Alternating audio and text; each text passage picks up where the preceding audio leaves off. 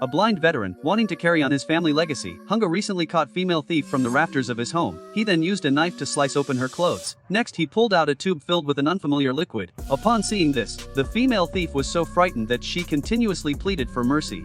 She wasn't mentally ready to become a mother just yet. However, even if she fought with all her strength, it wouldn't make a difference. In the blink of an eye, the veteran's stance wavered, but he had her securely in his grasp. The female thief found herself in a pit of despair, but it was all a consequence of her own wicked actions. While browsing the web, by chance, Alex discovered that a blind veteran had been awarded $1 million in compensation following the death of his daughter in a car accident. Motivated by this information, Alex chose to team up with his accomplices to seize the money for themselves. The three individuals who shared the same vision quickly approached the blind veteran. At their doorstep that very night, they secretly made meatballs to sedate the fierce guard dog. Then, Alex, utilized as his agility, was the first to break into the house after disabling the alarm. He guided his partners in crime and in. The three then went off to handle their individual tasks. Money was the first to quietly slip into the blind veteran's room.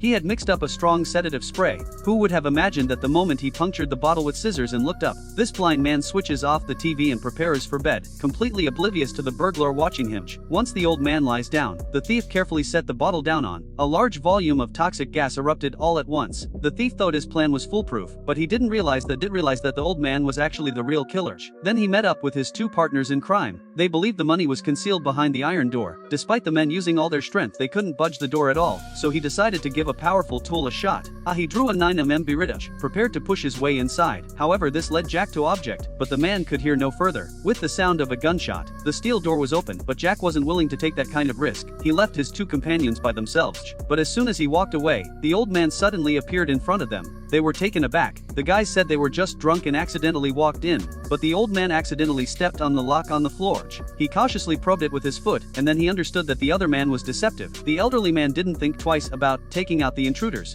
The sight left the woman utterly horrified, but fortunately, the old man was blind and didn't. I didn't notice she was there. She quietly secluded herself and cried, feeling guilty for her own cowardice. And Jack didn't leave, all for the sake of the woman. He came back again.